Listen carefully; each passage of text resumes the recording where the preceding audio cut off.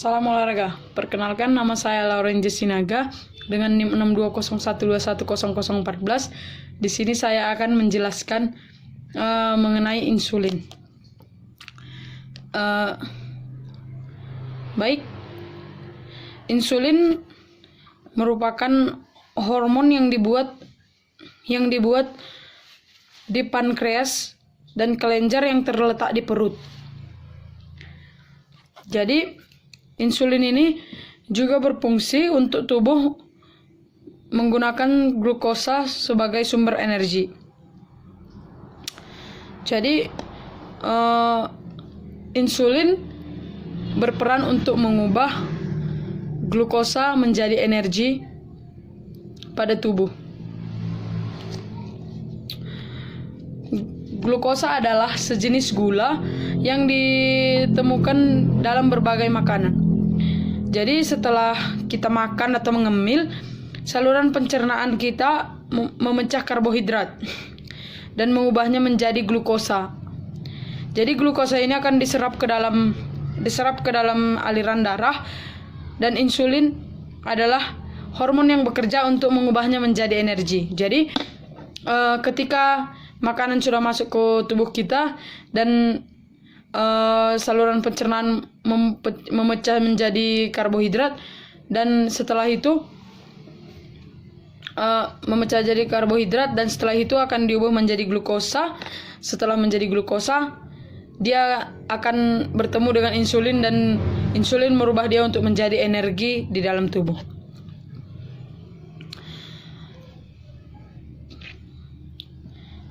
Ketika kita ada terlalu banyak glukosa dalam aliran darah, insulin akan memberi sinyal pada tubuh untuk menyimpan keterlebihan tersebut.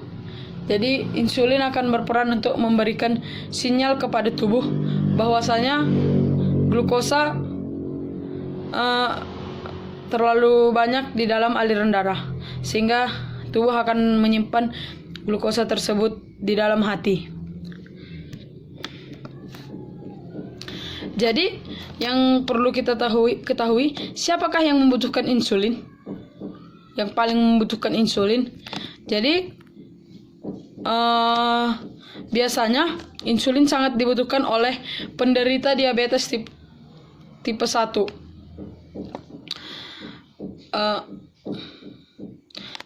Ketika mereka sudah menderita diabetes tipe 1, maka mereka sangat memerlukan insulin untuk bertahan hidup. Jadi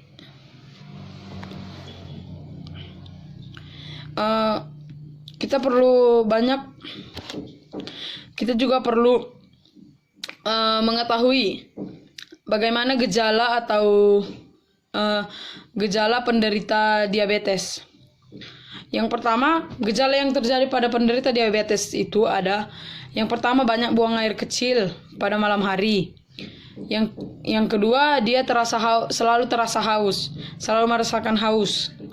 Yang ketiga itu ada berat badannya menurun, penglihatannya kabur, tangan atau kakinya menjadi kesemutan atau mati rasa.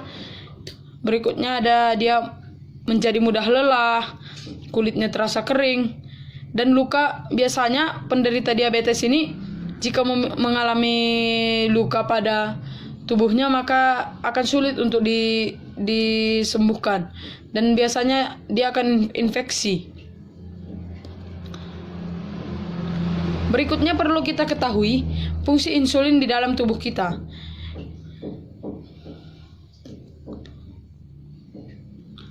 Atau lebih tepatnya bisa kita bahas fungsi.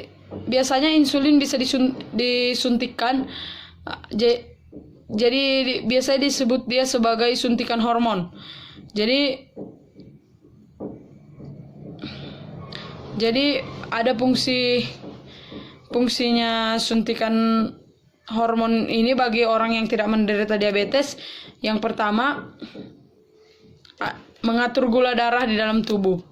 Jadi insulin ini sangat berperan untuk mengatur gula darah di dalam tubuh kita. Jadi ketika kita memakan suatu makanan dan makanan tersebut akan diurai makanan yang dipecah menjadi karbohidrat dan diuraikan menjadi glukosa, dan glukosa itu akan menjadi energi utama bagi tubuh kita. Jadi glukosa kemudian memasuki aliran darah. Pankreas akan merespon dengan memproduksi insulinnya yang memungkinkan glukosa memasuki sel tubuh, sumber stamina dan energi. Yang kedua itu insulin menjadi sumber energi.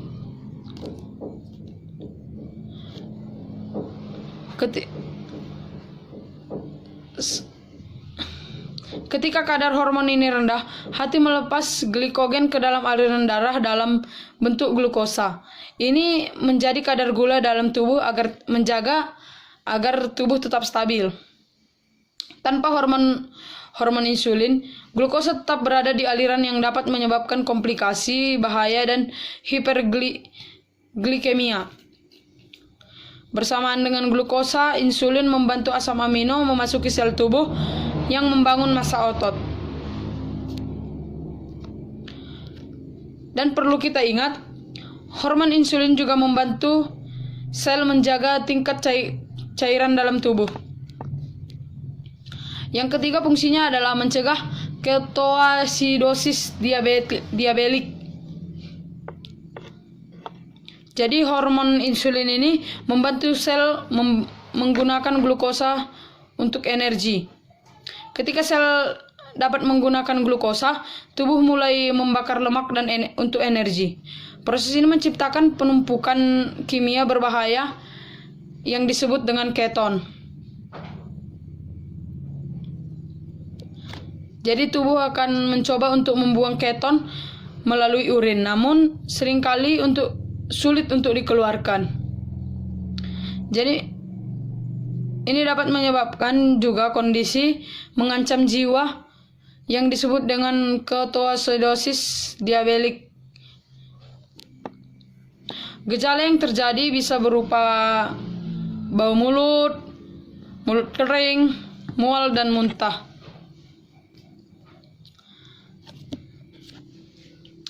Jadi selain orang sehat yang membutuhkan insulin juga, orang-orang yang menderita diabetes juga sangat membutuhkan insulin. Jadi ketika orang diabetes, orang yang mengalami penyakit diabetes, maka mereka akan melakukan suntik insulin.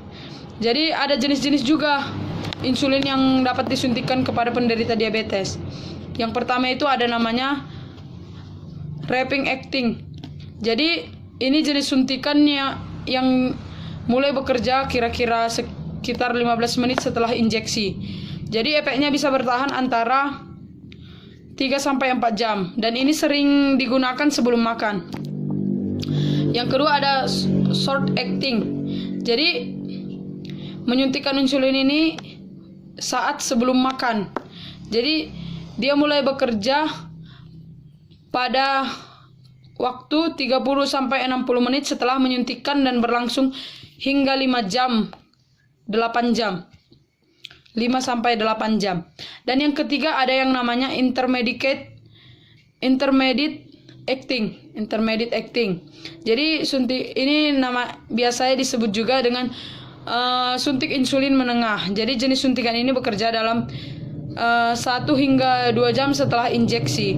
Jadi efeknya dia lebih tinggi. Dia bisa bertahan dari 14 hingga 16 jam.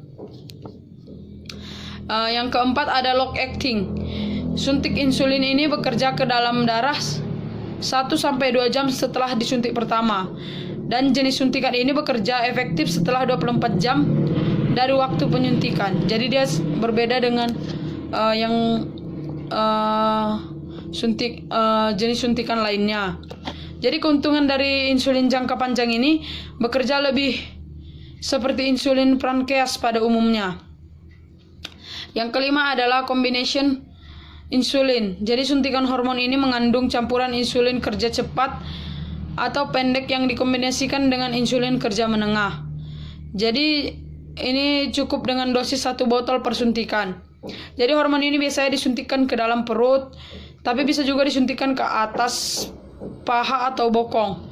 Jadi suntikan yang sering di tempat yang sama dan menyebabkan timbulnya lemak yang membuat pengiriman insulin ke dalam darah lebih sulit. Ada banyak penderita diabetes yang menggunakan hormon ini untuk mensuntikkan diri sendiri ke darah.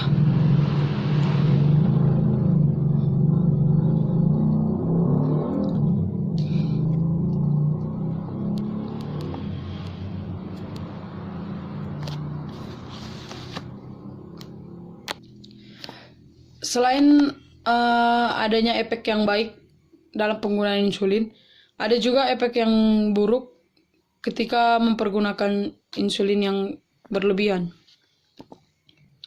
Jadi yang akan terjadi ketika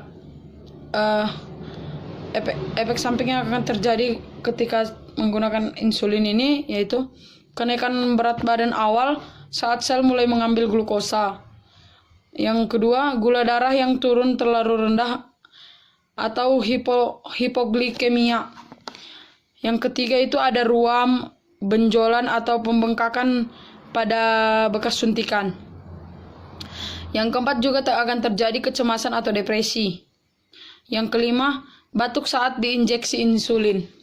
Jadi suntikan insulin ini juga menyebabkan sel dalam tubuh menyerap lebih banyak glukosa dari aliran darah. Akibatnya jika suntikan insulin terlalu banyak atau disuntikan pada waktu yang salah dan menyebabkan penurunan gula darah yang berlebihan.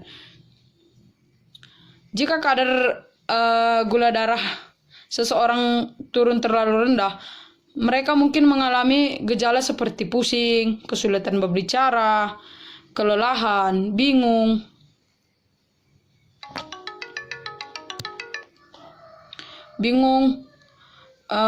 kulit pucat, berkeringat, otot-otot berkedut, kejang, sampai hingga kehilangan kesadaran. Jadi setiap orang yang akan melakukan suntik insulin harus memiliki jadwal yang tepat, karena waktu yang tepat itu sangat penting untuk menjaga kadar gula darah dalam kisaran yang sehat. Jadi seorang dokter akan mungkin meresepkan insulin yang bertindak pada kecepatan berbeda.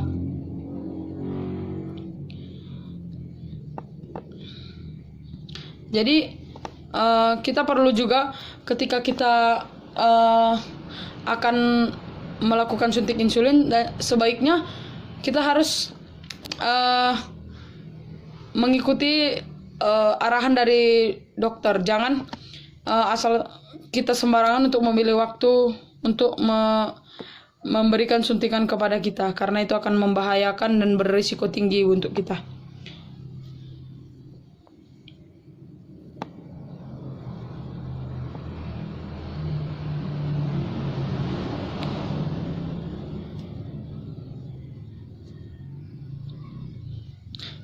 Jadi yang biasanya orang yang berisiko hipoglikemia harus mengalami gelang medis yang menyatakan jenis diabetes mereka, ditambah informasi lain yang diperlukan.